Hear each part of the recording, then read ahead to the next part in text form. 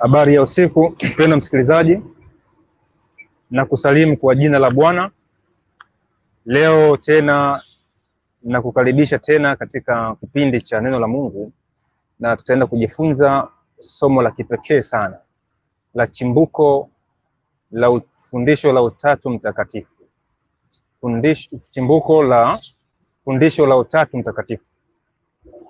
Tulikuwa tunaendelea katika vipindi vya chimbuko la Christmas, na tumefika katika eneo lile la kumwangalia Father Christmas, na tumemwangalia kwa namna ya moja au nyingine, na nimekatisha kidogo. Tutakuja kuendelea sehemu yake ya pili juu ya Father Christmas na sehemu yake ya tatu pia ikiwezekana. Leo tena kuangalia fundisho kuhusu Utatu Mtakatifu ulitokea wapi, na bila shaka utaenda kupata mwanga wa tofauti. Hili somo la Utatu nimelifundisha mara nyingi sana katika makala mbalimbali, na leo nitaenda kulibainisha kupitia history na pia kupitia neno la Mungu, na tutakuwa nalo katika series, na tutapitia na mafungu mengi sana katika series zetu ambazo tutakuwa tunaendelea nazo, yale mafungu ambayo wengi wanafikiri kwamba ndio Utatu. Kwa mfano Yohana 28:19, Wakorintho wa kwanza 13:14, Wakorintho wa kwanza 12 mstari wa 4 mpaka wa 6, waraka wa kwanza wa Yohana 5 mstari wa 8 na mengine kama hayo. Tutakuja kuiangalia na ile mafundisho mengi, mafungu mengi tu, tutakuja kuiangalia hatua kwa hatua. Kwa hiyo nakaribisha katika kufuatilia kipindi hiki cha kipekee, lakini leo tutaanza mtiririko wa chimbuko la fundisho la Utatu Mtakatifu. Chimbuko la fundisho la Utatu Mtakatifu. Na baada ya hapo utaenda kuzama katika mafundisho mengi mbalimbali. Kwa hiyo usipitwe katika channel hii, na kabla ya yote ningependa tufungue kwa ombi kupitia mwinjilisti mtumishi wa Mungu ndugu yangu Alon Karubaga. Karibu sana. Naam, tuombe. Baba yetu Mungu uishie mahali pa juu mbinguni, tunasema asante kwa wakati mwingine uliotupatia kwa ajili ya majifunzo katika siku ya leo. Tizama Mungu, umekuwa pamoja nasi katika masomo yaliyopita. Tunakuomba uendelee kuwa pamoja nasi, yale ambayo umetubariki kujifunza, lakini na yale ambayo umetufundisha, tunaomba Mungu ukaendelee kuwa pamoja nasi, ukatuongoze tukapate kuendelea kujifunza zaidi. Lakini pia katika fundisho hili la leo, wewe maneno yako ukayaweke kinywani mwetu. Tunapoongea tusiongee ya kwetu, bali ukazungumze na wasikilizaji na watizamaji kwa njia yetu. Tunakushukuru sana Baba, tunaomba ni katika jina la Yesu Kristo, amina. Amen, amen, amen, amen. Haya, karibu.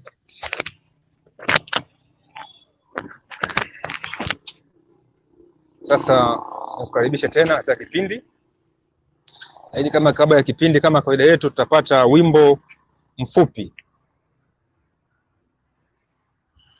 Wimbo mfupi ambao unasema Bwana sistahili upendo wako, kutoka katika mama mmoja wa Kichina huko. China kuna Wakristo wengi tu ambao wanampenda Mungu, tofauti na watu wanavyodhani. Tutaangalia wimbo mmoja alafu tutaendelea kipindi chetu. Wimbo mzuri sana. Karibu.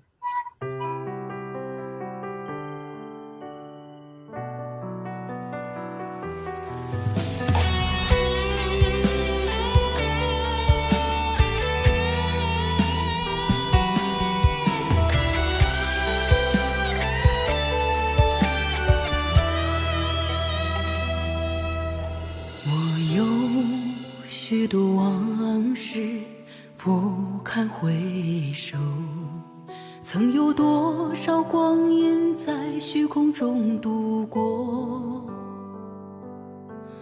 多少悔恨亏欠永在心头，为神花费受苦总索取报仇，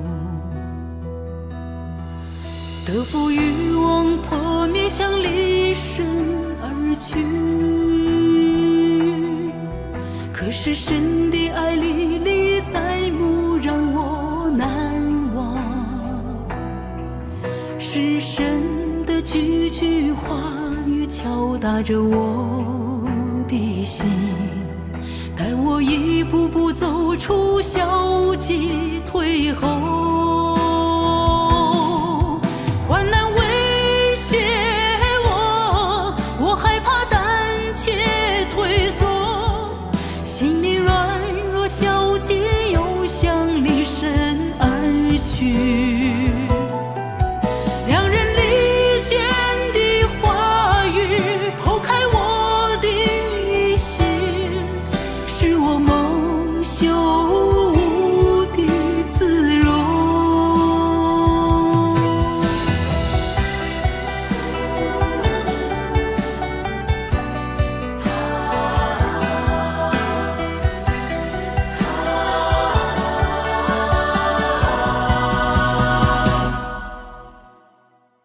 我曾为名利地位求索奔波，禁不住撒旦的试探引诱，嫉妒忧虑徘徊，迷失了人生方向，在罪恶中苦苦挣扎，不知回头。神啊，这就是我，这就是我，如此败坏，真不配你来拯救。神啊，是你的话语时时带领引导我，不然我陷入试探，寸步难走。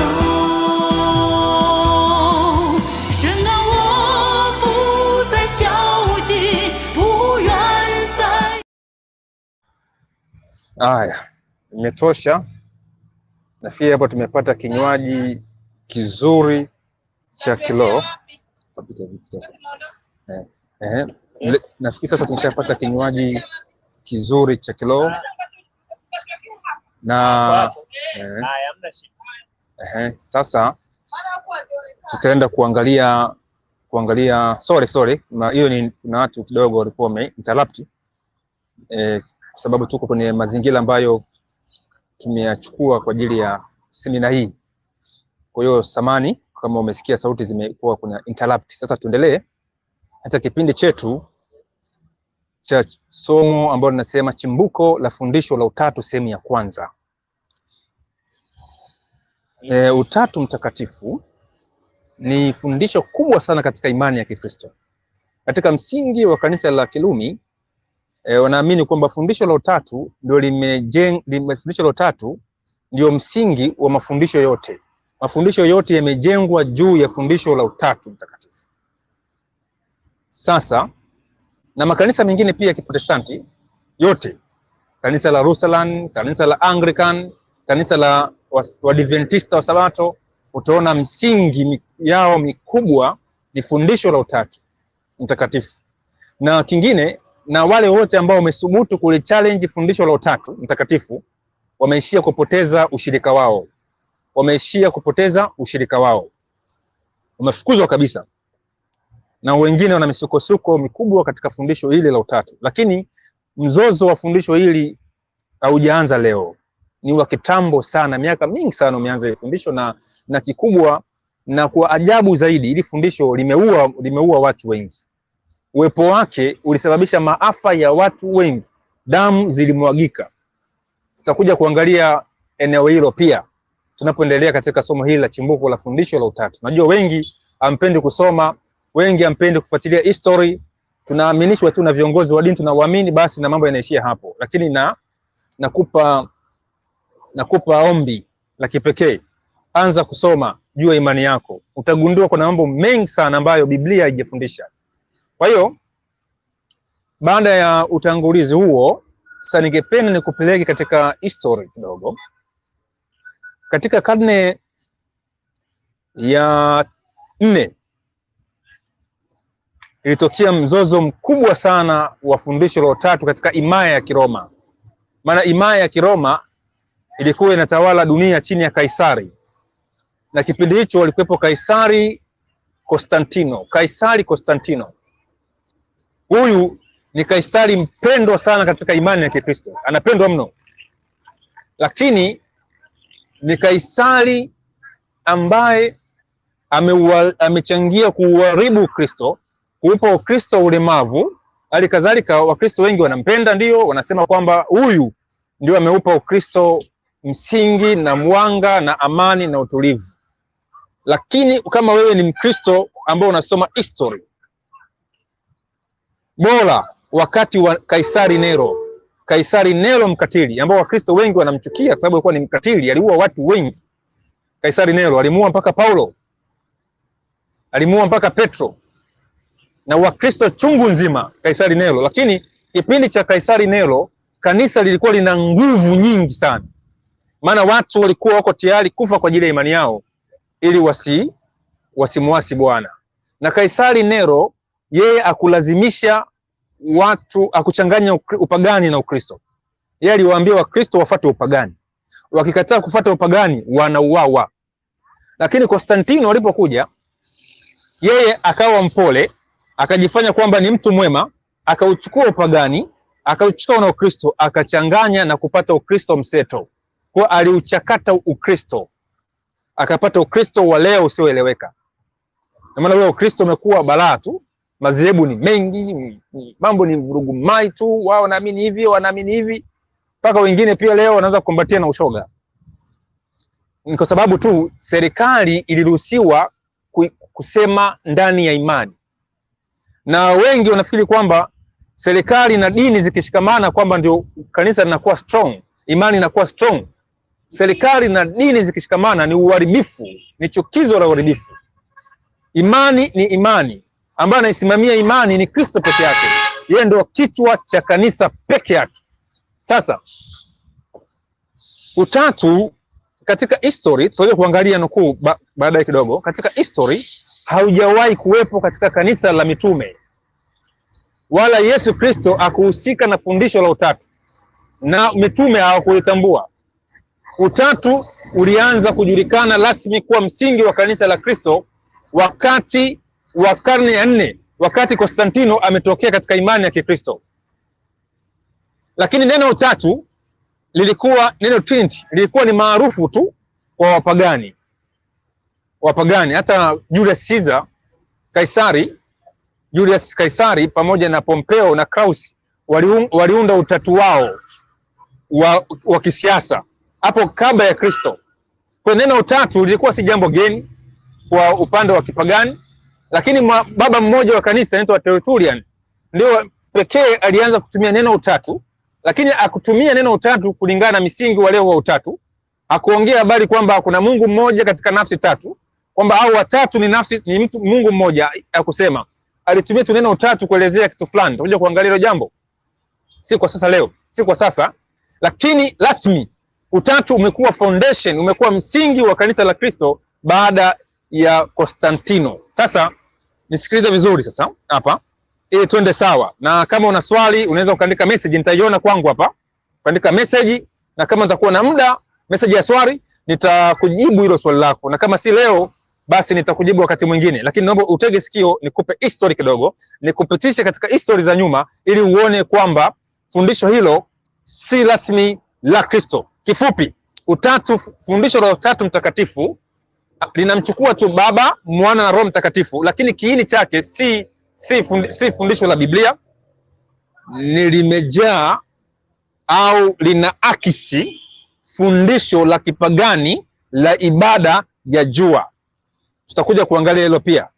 Naomba uweke kipolo, na kama sitakumbuka utanikumbusha kwa message kwamba mwalimu ulisema ABCD.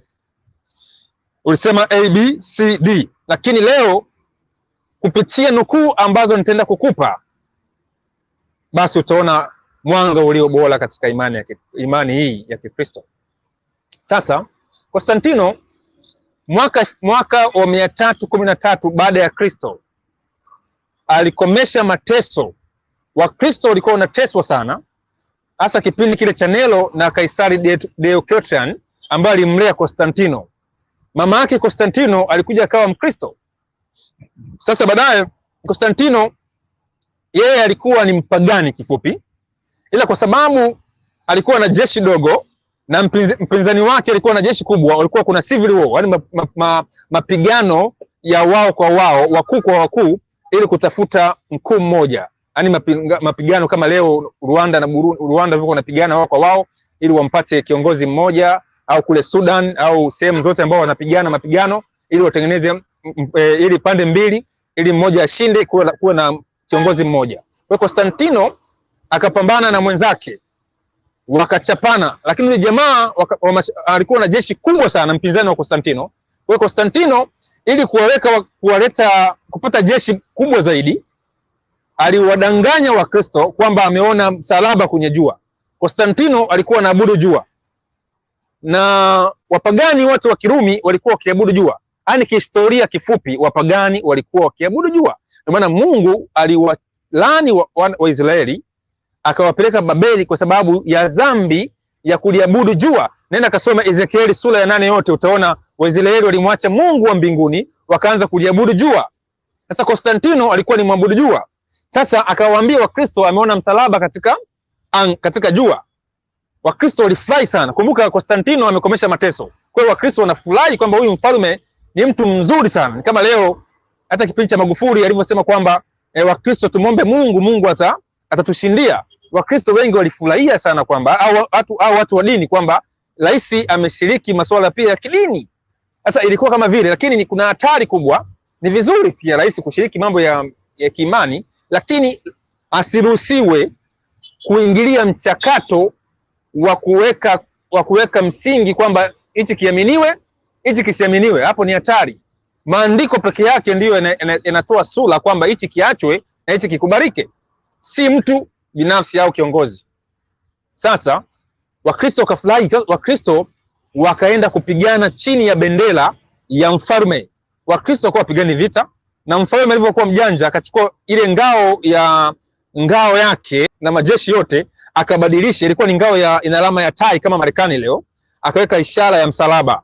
Kwa hiyo Wakristo wakasema hapa sasa tumeula. Mfalme amebadilika, anachukua mambo ya Kikristo, na akawapa provision kubwa sana, akawapa walikuwa wamenyang'anywa mali zao, akawarejeshia mali zao zote.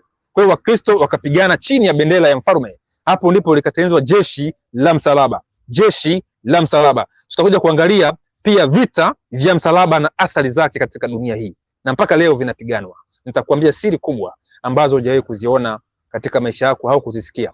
Sasa Wakristo wakajiunga na mfalme, wakapigana ile vita, wakashinda.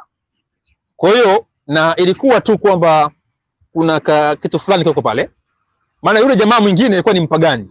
Kama angeshinda, ina maana Wakristo wangenyanyasika. Kwa hiyo mfalme alipata advantage, anambia jamani, tupambane. Maana jamaa akishinda, unyanyasaji unaanza tena. Kwa hiyo watu walipigana kichapo cha kweli kweli, lakini Konstantino akashinda na akawa mfalme mkuu katika dola la Kirumi, na akajenga historia kubwa mpaka leo Konstantino. Sasa baada ya hapo Konstantino ameweka amani ya kidola katika ufalme wa Kirumi, lakini baadaye akaja kugundua kwamba Wakristo hawapatani katika baadhi ya misingi. Hilo jambo likamshtua sana, likaona kwamba asipoingilia kati hilo jambo linaweza likachana dola yake vipande. Sasa akaamua kutafuta mbinu ya kuchukua miungu ya kipagani na kuibatiza kuwa miungu ya Kikristo. Kwa zile sanamu za kipagani zikapewa majina kwa sanamu ya Yesu, sanamu ya watakatifu fulani na kadhalika, na ile mahekalu ya kipagani yakafanywa kuwa mahekalu ya Kikristo. Sasa tuachane na hayo, tutakuja wakati mwingine. Turudi katika fundisho ambalo kidogo lichane dola la Kirumi. Dola la Kirumi, kumbuka, lilitawala huku North Africa yote, likatawala Ulaya yote magharibi na Ulaya mashariki mpaka mashariki ya kati, mpaka huko Armenia, huko Syria, mpaka Iraq na mpaka kule Judea. Dola ya Kirumi ilikuwa imetawala. Sasa Wakristo wa kule Rumi na kule Afrika Kaskazini walikuwa wanaamini fundisho la homusia, yani kwamba Baba na Mwana ni mtu huyu mmoja. Na hilo fundisho lilianzia kule Alexandria chini ya mtu mmoja anaitwa Origen. Huyu amefundisha mafundisho mengi na ni mwanafilosofi mkubwa sana katika imani ya Kikristo, lakini alifundisha mafundisho mengi ambayo leo imeasili ulimwengu wa teolojia. Sitamzungumzia huyo, lakini Origen alikuwa na wanafunzi wake baadaye. Kwa aliwazaa kina Agostino, kaja akawazaa na kina mtu mmoja anaitwa Athanasio. Kwa hao walikuwa ni champion wa fundisho la Utatu Mtakatifu. Lakini kuna askofu mwingine wa Libya ambaye kwa anaitwa Ario. Huyu amesingiziwa mambo mengi sana huyu Ario. Yeye alifundisha kwamba Yesu na Baba si Mungu mmoja, ila Yesu ni mwana wa Mungu na Baba ni Mungu ni babake Kristo. Lakini huyu alisingiziwa vingi sana baada ya kushindwa hoja zake kule kupitia hoja ya kifalme ya mfalme Konstantino. Kwa hiyo akatengenezewa kasumba kwamba Ario au Arius amefundisha kwamba Yesu ni kiumbe. Mpaka leo Wakristo wanaamini hivyo, lakini hakuna karamu yoyote ya Arius iliyoandika hivyo, maana mafundisho yake yote yalichoma moto. Ni mwanafunzi wake mmoja aliyebaki ndio anatupa historia kwamba Ario akufundisha kwamba Yesu ni kiumbe. Alifundisha Yesu ni the only begotten son, kwamba ni homoousia. Walikuwa wanapambana katika mafundisho mawili tu teolojia, homoousia na homoousia. Kuna ai iko pale. Kwa hiyo homoousia yani kuna ai imeongezwa kwamba Yesu ni mwana wa Mungu, kwamba yeye na Baba si mmoja bali ni umoja. Lakini homoousia kwamba Baba na Mwana ni huyu mmoja. Hiyo ndio teolojia ya pale Roma, pale Nikea. Na mpaka leo ile fundisho la homoousia linafundishwa ambalo linatengeneza uwili. Maana Nikea walikuwa wanapambana katika fundisho kuhusu uhusiano wa Baba na Mwana, uwili. Na fundisho la Utatu lilikamilika rasmi mwaka 381 walipomuingiza Roho Mtakatifu kuwa memba wa tatu katika Utatu Mtakatifu. Sasa turudi kwa Konstantino. Konstantino alipoona dola inachanika na maaskofu wamepishana, akaita baraza kubwa kule Nikea. Akaalika maaskofu kama 3000 na mkutano au ile baraza lilikaa kwa miezi miwili. Ilikuwa ni Mei 20 mwaka wa 325 BK. Wakachapana kwa hoja ule mwaka wa 325. Mwisho baada ya miezi miwili Konstantino akachoka kweli. Sasa ikabidi mfalme aamue kwa mawazo ya wale wengi, ingawa kuna wengine hawakuchukua upande wowote. Maana hoja ilikuwa ni baina ya Athanasio, champion wa Utatu, na Ario ambao wanapinga Utatu. Sasa mfalme akakaa upande wa kina Athanasio, ila kuna wengine wao hawakukaa upande wowote. Kuna wengine wakakaa upande wa Ario, wengine upande wa Athanasio. Kwa hiyo mfalme akaupitisha upande wa Athanasio kwamba Yesu na Baba ni Mungu huyu mmoja.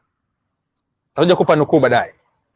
Hoja ikaisha, akamkamata Ario, akaondolewa, akatoka kizuizini, mafundisho yake yote yakachoma moto, na wale wenzake wakatiwa ndani, na wengine wakapewa mateso makubwa sana na mfalme Konstantino. Hapo ndipo historia ya fundisho la Utatu likaingizwa kuwa msingi wa kanisa, na si tu Utatu. Mafundisho mengi na kanuni zaidi ya 20 zilipangwa, ikiwemo habari ya Christmas ambayo tumeshaona, habari ya Easter na kanuni zingine za imani zikawekwa. Toka hapo kanisa la Rumi likazaliwa, likiwa na msingi ya imani chini ya dola ya Kirumi.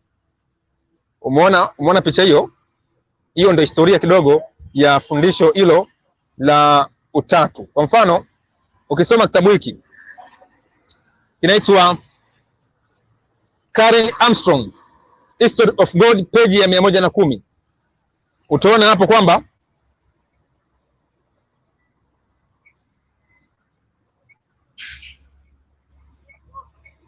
kabisa hapo kwamba mfalme, katika hiyo kitabu utaona mfalme alifanya maamuzi tu, si kwamba alikuwa na uelewa kuhusu Mungu. Yeye alichukua upande mmoja ili auweke kuwa msingi kwa ajili ya kurekebisha mambo ya siasa ya dola isichanike kwa sababu ya misingi ya kidini.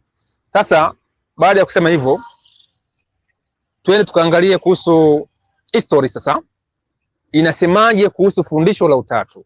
Je, fundisho la Utatu lilikuwepo wakati wa Yesu na mitume na kanisa la mwanzo? La. Sasa fuatana na mimi katika nukuu ambazo nimeziweka na utaziona ili iwe ushuhuda. Maana nikianza kusoma peke yangu hapa unaweza ukasema kwamba naongeza maneno yangu. Hizi ni nukuu ambazo zipo, wewe utaziandika, utaenda kufuatilia mwenyewe kwa habari ya hizi nukuu. Sasa tuende katika nukuu ya kwanza. Nukuu ya kwanza inasema,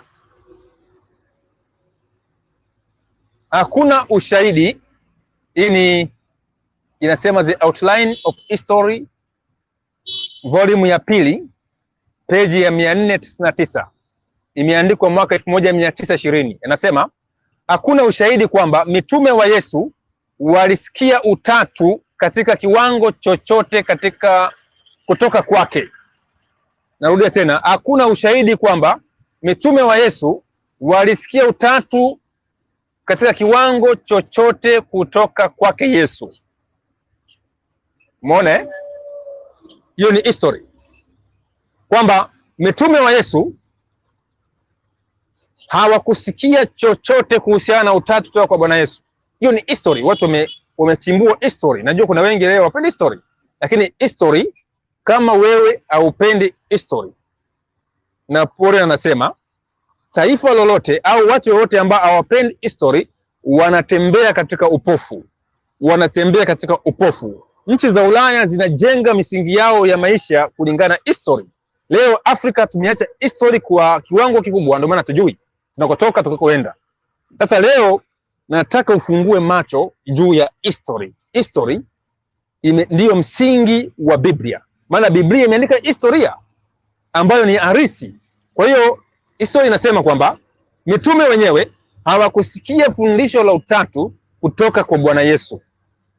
Fundisho la utatu linasema Baba na Mwana ni Mungu huyu mmoja. Hilo andiko alipo kuanzia mwanzo mpaka Ufunuo. Labda uchukue mafungu fulani utisti, urekebishe. Na leo tutaona hapa viongozi wa dini wakikiri kwamba hilo fundisho si la kweli na halipo. Mwanzo wake ndio huo ambao nimeusema. Tuendelee kusoma katika historia. Inasema katika kitabu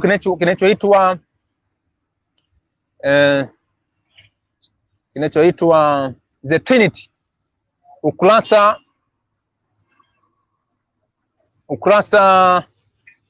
ule wa kwanza na wa pili, inasema, kimeandikwa na profesa mmoja anaitwa Roger Olson na Christopher Hall. Wanaeleza kwamba fundisho la utatu liliendelea polepole baada ya kukamilika kwa Agano Jipya katika joto la utata. Lakini mababa wa kanisa ambao waliamini kirahisi kwamba kiurahisi walieleza ufunuo wa uungu na sio kwa udadisi au kuvumbua mawazo mapya. Fundisho lote la utatu lilielezea ambalo lilitokea katika karne ya 4 katika mabaraza mawili makuu ya kiulimwengu, Nisea mwaka wa 325 baada ya Kristo na Konstantinople mwaka wa 381 baada ya Kristo. Yaani kifupi, huyu Rogers na Christopher wanasema kwamba fundisho la uungu baada ya kanisa la kwanza la mitume, walikuja watu wapya wakaanza kuvumbua mawazo mapya, ndipo wakaja kuleta mnamo karne ya 4 likaja wazo la fundisho la utatu katika baraza la Nikea na Constantinople. Sikia tena kitabu kingine kinaitwa The New Dictionary, the Bible Dictionary Trinity, kinasema hivi, ni kamsi ya Biblia. Inasema neno utatu lenyewe halipatikani katika Biblia.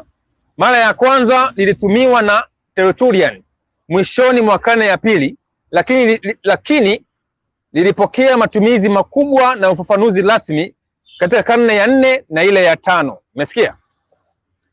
Hii ni history kwamba wote wanakiri kwamba mnamo karne ya 4 na karne ya 5 ndipo fundisho la utatu rasmi lilitokea katika ulimwengu wa Kikristo. Hapo nyuma alikuwepo na mashahidi wawili watatu ndio kweli. Sasa tuangalie mashahidi wengine.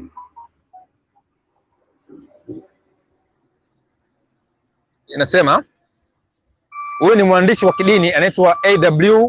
Tozer katika kitabu chake cha The Knowledge of the Whole, The Knowledge of the All, ukurasa wa 23, anasema fundisho la Utatu ni fumbo lisiloeleweka, na kwamba kujaribu kulielewa ni lazima kubaki wapotofu milele. Anaendelea kusema kwamba bila kujifanya kulielewa, kamwe wasingeendelea kulifundisha fundisho hili. Hiyo ni ukurasa wa 17 na ukurasa wa 18. Tena anahitimisha ukweli kwamba fundisho hili haliwezi kuelezewa vya kutosha, badala yake ni kuwa kinyume chake. Hii ni katika neema yake. Huu ni ukurasa wa 23. Na katika encyclopedia ya kimataifa ya Biblia inakubali kwamba Utatu ni neno la karne ya pili ambalo halionekani popote katika Biblia, na maandiko hayaleti maelezo ya Utatu. Hii ni International Standard Bible Encyclopedia, volume ya 4, Trinity, kipengele cha Trinity, page ya 914. Umesikia kwamba fundisho la Utatu ni fundisho ambalo alieleweki. Ili kulielewa tu ni kulikubali tu kwa imani tu, kwa neema tu. Sasa leo inawezekana vipi kwamba tuamini mafundisho ambayo hayaeleweki? Na Yesu alikuja kutufunulia habari za Mungu aliye hai katika Yohana 1:18, kwamba Yesu alikuja kumfunua Mungu ili tuweze kumuelewa Mungu na Mungu awe baba yetu wa mbinguni. Lakini fundisho la Utatu la karne ya 4 na 3 halikueleweka, na mpaka leo halieleweki. Linaitwa fumbo la imani. Tuendelee kusoma katika history, tutapitia katika historia, kuwa tumvumilivu. Anasema hii ni hapa Corinth, kamsi ya Biblia, inasema fundisho la Utatu kama lilivyotafsiriwa na Baraza Kuu la Kanisa la karne ya 4 na 5 halipatikani katika Agano Jipya. Halipatikani katika Agano Jipya. Huyu ni hapa Corinth. Ni mwanahistoria mkubwa sana ambaye ameandika kamusi kubwa sana ya Biblia, naye anatupa ukweli huo. Sasa tuende katika kitabu kile cha Assumption of Mary Life Magazine. Ilikuwa ni gazeti la mwaka 1950, Oktoba 30 mwaka 1950, page ya 51. Imeandikwa na Graham Greene wa kanisa Katoliki. Anasema wapinzani wetu wakati mwingine udai kwamba hakuna imani inayopaswa kushikiliwa kidogma ambayo haijaelezewa wazi wazi katika maandiko, lakini makanisa ya Kiprotestanti yenyewe yamekubali dogma kama hizo kama fundisho la Utatu ambalo halina mamlaka sahihi katika Injili. Maajabu sana. Hawa ni waasisi wa fundisho la Utatu. Ni waasisi wa fundisho la Utatu. Wanakiri kabisa kwamba fundisho la Utatu ni dogma, halipo katika maandiko matakatifu. Na hapa na waponda wa Protestanti, maana ilikuwa kuna kamzozo kidogo kwa hoja, na Protestanti wao wanaikosoa Roma kwamba Roma ina mafundisho ya kidogma, mafundisho ya kipagani. Na askofu wanawajibu kwamba Waprotestanti wao wanatukosoa, lakini wao wanashikilia fundisho la Utatu ambalo kimsingi ni dogma, halipo katika fundisho la Biblia, katika maandiko matakatifu. Hiyo ni challenge kwetu wa Protestanti.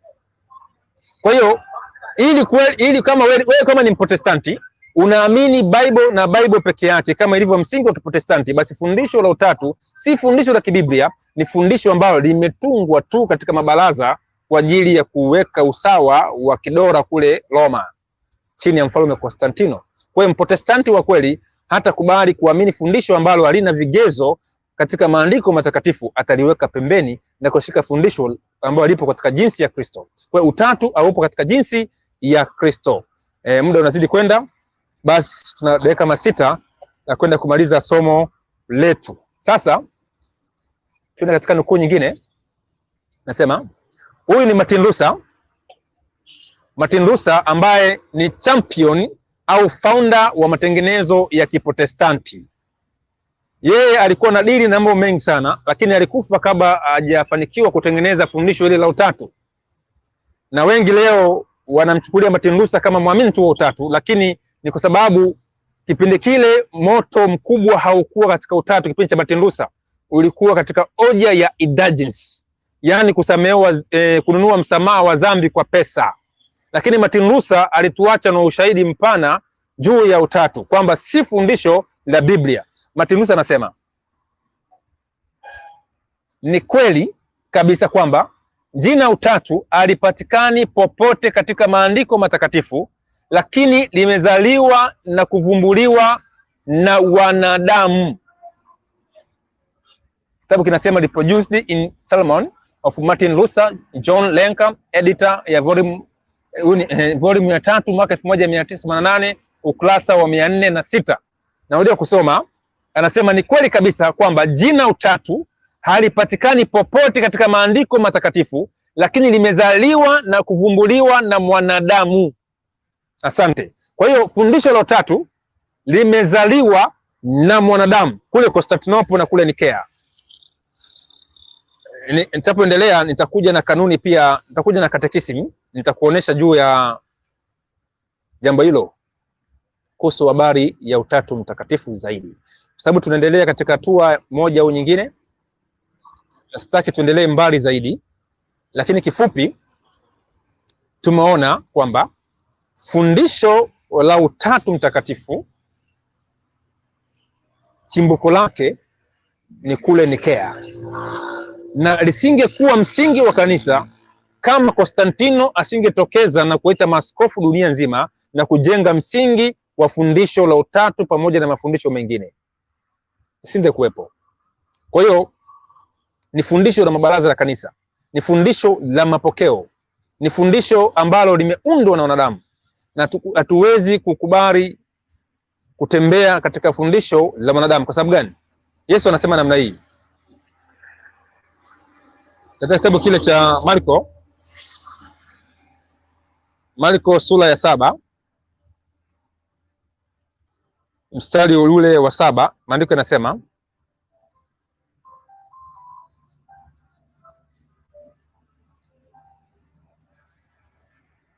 yanasema, nao waniabudu bure wakifundisha mafundisho yaliyo maagizo yaliyo ya wanadamu. Narudia, nao waniabudu bure wakifundisha mafundisho yaliyo maagizo ya wanadamu. Mstari wa 8, ninyi mmeacha amri ya Mungu na kuyashika mapokeo ya wanadamu. Akamwambia, vema, mmekataa amri ya Mungu mpate kuyashika mapokeo yenu. Kwa hiyo Yesu anapinga mapokeo. Aliwalaumu walimu wa Kiyahudi, marabi na mafarisayo na masadukayo na waandishi kwamba wanaiacha amri za Mungu na kushika mapokeo ya wazee wao, na kwamba wanamwabudu Mungu bure wakishika mafundisho yaliyo maagizo ya wanadamu. Na tumeona kupitia nukuu hizo na katika hiyo history kwamba utatu ni fundisho ambalo limeagizwa au limeundwa na wanadamu. Sasa swali linakuja kwako na mimi, tushike mapokeo au tushike mafundisho ya Biblia, maandiko matakatifu? Jibu lipo tu kwamba Petro alisema kwamba bora kumtii Mungu kuliko nani? Wanadamu. Leo tutaishia hapa kwa sababu ya muda, na tutaendelea katika nukuu ambazo zimebaki, ziko nyingi sana tu. Katika sehemu ya pili tutapitia history tena katika sehemu ya pili ya somo la chimbuko la fundisho la utatu, na tutaangalia kuhusu fumbo hilo ambalo tumeliangalia kwamba utatu haueleweki, kwamba Mungu hawezi kueleweka kibinadamu, lakini tutakuja kuangalia pia katika maandiko matakatifu jinsi Mungu anavyofunuliwa na vile anavyotaka tumjue, na Yesu vile anataka tumjue, kama maandiko yanavyosema kwamba wakujue wewe Mungu wa kweli na pekee na Yesu Kristo aliyemtuma, katika Yohana 17 mstari wa 3. Wewe Mungu anahitaji tumjue, hataki tumwabudu katika hali ya kutokumjua. Maana Yesu anasema kwamba waabudu warisi watamwabudu Baba katika roho na kweli, maana Baba awatafuta watu kama hao. Mungu anataka watoto ambao wanamjua baba yao yeye ni nani na yeye ana nini kwao na ana mapenzi gani kwao. Ndiyo kusudi la kuja kwa Yesu, ili tumjue Baba wa mbinguni tuweze kumuelewa na kujitoa kwake, tuweze kubarikiwa na kujazwa nguvu za Roho na kupokea uzima wa milele kwa njia ya imani. Kwa fundisho la Utatu ni fundisho ambalo chimbuko lake ni la kipagani na linatunyang'anya uzima wa milele, kwa sababu linamuunganisha Baba na Mwana na Roho Mtakatifu kuwa mtu huyu mmoja. Hilo tutakuja kuliangalia tena na tena na tena na tena, ili tuweze kutoka katika fundisho ambalo alitupi uzima wa milele. Kwa hiyo ni kualiki katika channel hii ya Ukweli TV, unaweza kuingia hapo ukasubscribe ili uweze kupata mafundisho mengi zaidi na zaidi, na zaidi unaweza ukanitafuta kwa namba hii ili tuweze kujifunza zaidi katika masomo haya ya ambayo nayatoa hapa. Au kama una swali unaweza ukapiga simu au ukatuma message au ukani WhatsApp kwa namba hii 0757 7225 57 0757 7225 57. Ukipiga hapo utanipata, au kwa message au kwa WhatsApp tutaweza kujuzana mafundisho haya, na hizi nukuu pia naweza nikakupa uwezo ukajisomea mwenyewe nyumbani ukiwa umetulia kabisa. Basi Mungu akubariki msikilizaji wangu, na nikukaribisha katika ombi fupi hili. Tuombe. Baba mtakatifu, katika jina la Yesu, asante kwa maana umetubariki na umetufundisha masomo makubwa kama haya ya juu ya chimbuko la Utatu, na tumeelewa na tumepanga tena kurudi katika sehemu ya pili na sehemu ya tatu na sehemu ya 4 katika fundisho hili. Mbariki msikilizaji, fungua ufahamu wake ili tuweze kujua kile ambacho Bwana umekusudia katika uzima wa milele katika mwana wako, katika kumwamini mwanao na kuamini wewe Baba yetu wa mbinguni.